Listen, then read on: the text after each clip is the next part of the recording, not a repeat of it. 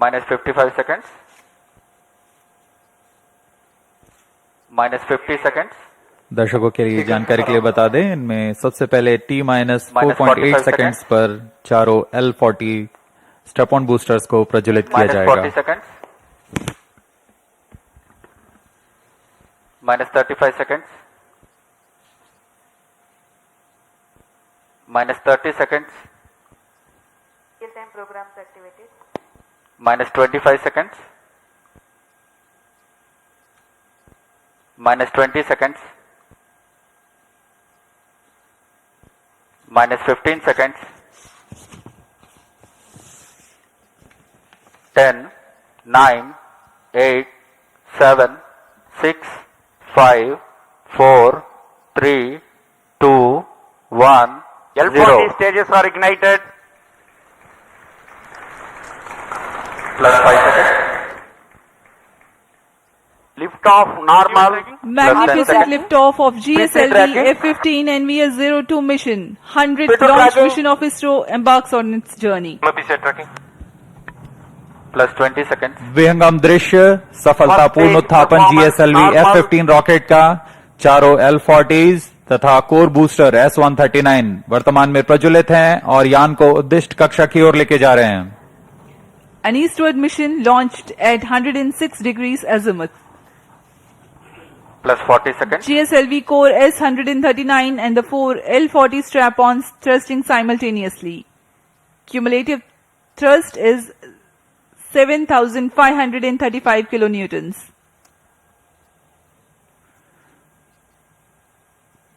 प्रथम चरण में कोर बूस्टर Plus है 1 minute. जो कि Sharvan ठोस main नोदक पर auto. आधारित है। Core Sharp to booster main auto. का प्रज्वलन काल लगभग 111 सेकंड का है। इसके पश्चात भी L40 जो स्टेप-ऑन बूस्टर्स हैं उनका प्रज्वलन लगभग 50 सेकंड और आगे चलेगा। इस तरह लगभग 150 सेकंड्स पर प्रथम चरण का प्रज्वलन काल समाप्त होगा। Action time for the core solid motor is 112 seconds and that of the strap-ons is 149 seconds. HTPB based propellant in S-139 and L-40s are powered by turbo pump fed Vikas engine based on earth storable propellant. Shar ground station acquiring the trajectory data. S-139 stage ban out. Core booster का प्रज्वलन काल समाप्त हो चुका है। Plus 2 minutes. Step on booster अभी भी प्रज्वलित हैं। इस दौरान यह लगभग 3000 किलो First न्यूटन का stage प्रणोद उत्पन्न कर रहे performance हैं। normal.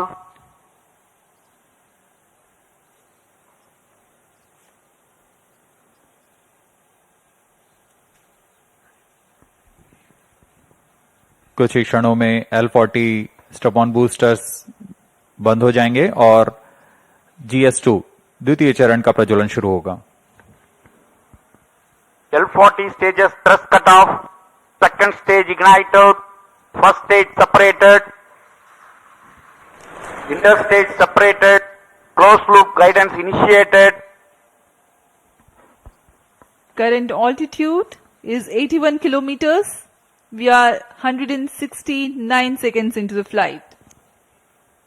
Second stage performance normal.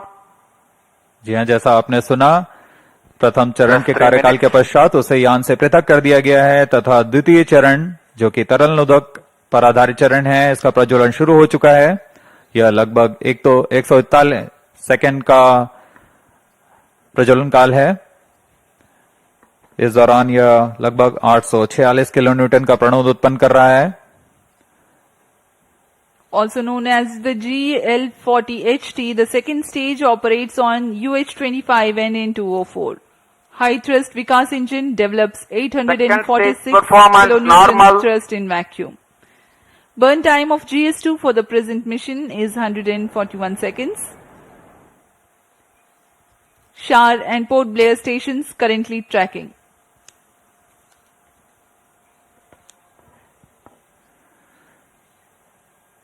द्वितीय चरण का प्रज्वलन जारी है। इसमें हाइपरगोलिक ईंधन का इस्तेमाल होता है। Payload fairing Plus 4 separated. minutes.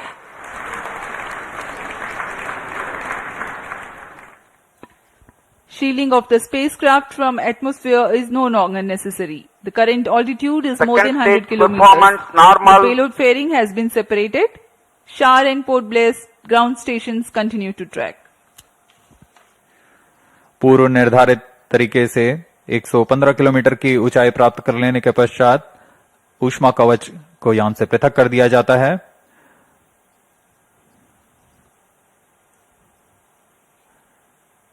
Trio stage is authorized. जहां द्वितीय चरण का कार्यकाल अब समाप्त होने को है। तृतीय चरण जो कि क्रायो अपर स्टेज है उसे अनुमोदित कर दिया गया है।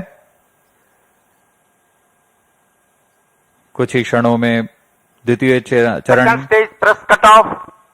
Second stage separated. Cryo stage ignition commanded. Plus 5 minutes. द्वितीय चरण को सफलतापूर्वक पृथक कर दिया गया है। Cryo stage ignition confirmed. Here's a piece of good news. The third stage, the cryogenic upper stage, has commenced its operation.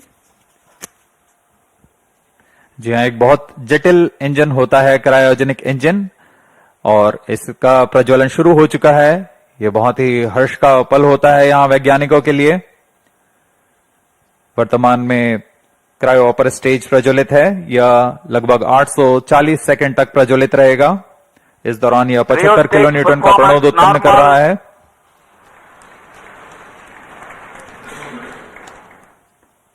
We are 345 seconds into the flight.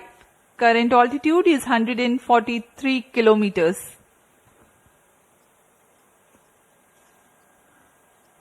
सभी तंत्र सामान्य प्रदर्शन करते हुए और यान उद्देश्य कक्षा की ओर बढ़ता हुआ। The cryogenic upper stage with 15 tons of propellant loading is currently operating. Liquid hydrogen as the fuel and liquid oxygen as the oxidizer. Burn time of the stage is Cryo 14 stage minutes for this performance mission. normal. The speciality of the stage is that its specific impulse is 453.5 seconds. It's a measure of the amount of thrust produced by a rocket engine per unit of propellant consumed over a specific period of time. Cryogenic stage is technically a very complex system compared to liquid or earth-storable liquid propellant stages due to its use of propellants at extremely low temperatures and the associated thermal and structural problems. Oxygen liquefies at minus 183 degrees Celsius and hydrogen at minus 253 degrees Celsius. The propellants at these low temperatures are to be pumped using turbopumps running at around 40,000 RPM. It also entails complex ground support systems like propellant storage and filling systems, cryo engine and stage test facilities, transportation and handling of cryo fluids and Cryo related stage safety performance aspects. normal.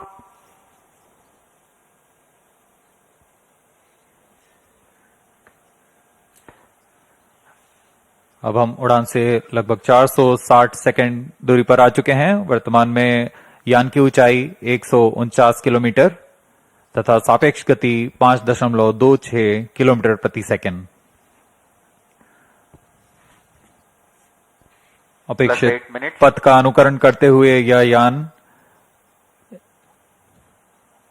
ISRO द्वारा फिर से एक बार परिपक्व promotion का प्रदर्शन किया जा रहा है।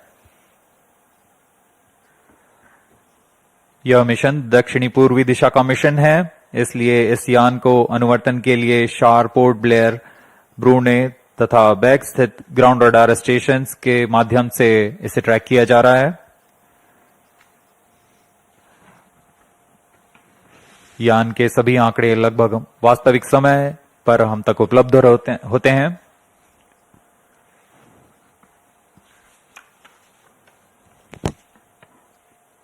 Cryo stage performance normal. वर्तमान में शार तथा पोर्ट ब्लेयर स्थित रडार स्टेशन हम तक यह आंकड़े उपलब्ध करा रहे हैं।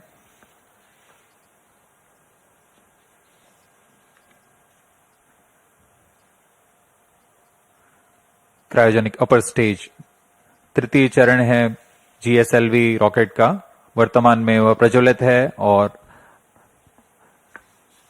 75 किलो न्यूटन के प्रणोद के साथ यान को उद्दिष्ट कक्षा की ओर ले जा रहा है। 2 Gimbaled steering engines provide for control of the stage during its thrusting phase. Nominal thrust developed by the engine is 75 kilonewtons in vacuum.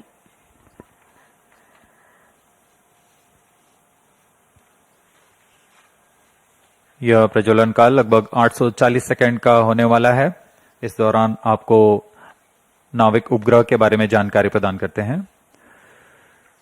नाविक नक्षत्र मुख्यतः 2 तरीके की सुविधाएं प्रदान करने के लिए सक्षम है: मानक स्थिति निर्धारण सेवा तथा 10 प्रतिबंधित सेवाएं। प्रारंभिक सुविधा क्षेत्रों में 20 मीटर की स्थिति विभेदनशीलता तथा समय परिशुद्धता में 40 नैनोसेकंड की परिशुद्धता के साथ इसे Rayo stage अभिकल्पित किया performance गया है। normal. द्वितीय पीढ़ी के 5 नौवहन उपग्रहों में द्वितीय कड़ी जोड़ने जा रहा है यह NVS-2। यह नक्षत्र वर्तमान में नाविक सेवाओं नौवहन सेवाओं में अभिवृद्धि कर विशिष्ट सेवाएं प्रदान करने के लिए जा रहा है। इन उपग्रहों में L1 बैंड का प्रयोग किया जा रहा है। इसमें अतिरिक्त सेवाओं का विस्तार किया गया है। NVS-2 उपग्रह को L1, L5 और S बैंड में कार्य करने के लिए तैयार किया गया है। इसके अतिरिक्त रेंजिंग के लिए C बैंड का प्रयोग किया जा रहा है। इस उपग्रह को I2K बस पर आधारित कर बनाया गया है। लगभग 3 किलोवाट के विद्युत क्षमता के साथ यह उपग्रह IRNSS-1E को प्रतिस्थापित करेगा। इस अंतरिक्ष यान में रूबिडियम एटॉमिक फ्रीक्वेंसी स्टैंडर्ड, जो कि एक परमाणविक घड़ी है, इसका प्रयोग किया जा रहा है। यह पूरी तरह स्वदेशी है। इस उपग्रह को UR सैटेलाइट सेंटर बेंगलुरु द्वारा अभिकल्पित, विकसित तथा समन्वित किया गया है। कई तरीके के परीक्षणों के पश्चात पूरी Rayo तरह stage सत्यापित तथा performance मान्य होने normal. पर यहां क्षार लाया जाता है और कुछ अन्य गतिविधियों के पश्चात पूरी सावधानी के साथ प्रमोचक यान पर एकीकृत कर इसका प्रमोचन किया जाता है।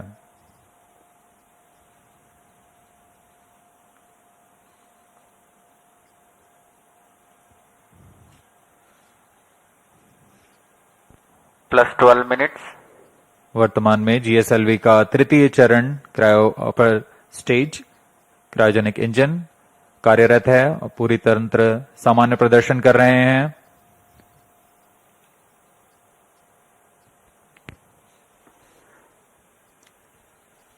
The cryogenic upper stage currently thrusting. We are 740 seconds into the flight.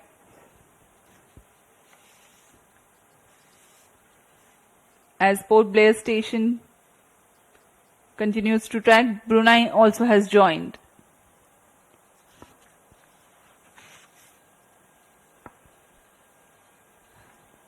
Let me explain to the viewers something about the NVS-02 satellite. NAVIC stands for Navigation with Indian Constellation. It is an independent regional navigation satellite system designed to provide accurate position, velocity, and timing service to users in Rayo India stage performance as well as normal. to region extending about 1,500 kilometers beyond Indian landmass. The first generation of NAVIC satellites were launched by PSLV launch vehicles between July 2013 and April 2018. To ensure continuity of services, NAVIC Constellation will be augmented by second generation of satellites. The first among the second generation of satellites, NVS-01, has been launched by GSLV F-12 mission on 29th of May 2023. Master control facility at Hassan in 14 Karnataka minutes. and Bhopal in Madhya Pradesh monitors and controls the geostationary and geosynchronous satellites of ISRO. The NAVIC ground segment is responsible for parameter generation and transmission, satellite control, ranging and integrity monitoring, as well as timekeeping. Cryostage performance normal. The NVS-02 satellite will be placed in geosynchronous orbit at 111.75 degrees east, replacing its IRNSS predecessor of the first generation. The positioning system principle is based on trilateration. That is, to know the position of any person or any object accurately, minimum 3 satellites should be simultaneously trackable at that point. And to know the time or altitude, Plus one 15 additional minutes. satellite should be monitored at that point. An accurate timing maintained by the onboard rubidium atomic clocks is the key to measuring precise distance to the satellites.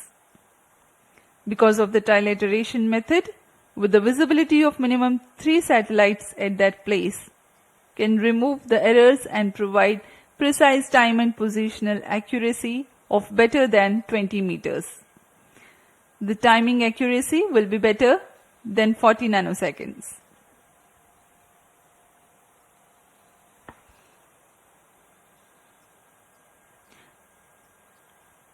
The NVS series of satellites incorporate L1 band signals together with L5 and S band for standard positioning service.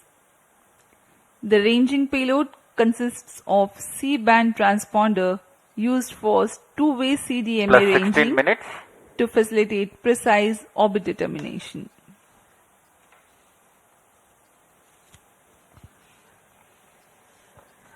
NVS उग्र के मुख्य अनुप्रयोग इस प्रकार हैं। Cryostage performance इसमें normal. सामरिक अनुप्रयोग, स्थलीय, हवाई और समुद्री नौवहन सेवाएं, परिशुद्ध कृषि, भूगणितीय सर्वेक्षण, पेड़ा प्रबंधन, मोबाइल उपकरणों के स्थान आधारित सेवाएं, उपग्रहों के लिए दिशा निर्धारण, आधुनिक इंटरनेट ऑफ थिंग्स आधारित अनुप्रयोग, आपातकालीन सेवाएं और मानक समय सेवाएं शामिल हैं। इन सभी अनुप्रयोगों को सिद्ध करने के लिए यह NVS-2 उपग्रह, जो कि नक्षत्र का एक भाग है, इसे पूर्ण करने जा रहा है। Plus 17 minutes. अब हम उड़ान से 1000 सेकंड्स दूर आ चुके हैं। वर्तमान में यान की ऊंचाई 200 किलोमीटर है और सापेक्ष गति 8.69 किलोमीटर प्रति सेकंड। सभी तंत्र सामान्य कार्य प्रदर्शन करते हुए The cryogenic upper stage currently operating. The NVS series of satellites will provide strategic applications. It will enhance terrestrial, Cryostage aerial, performance normal. and maritime navigation. A farming management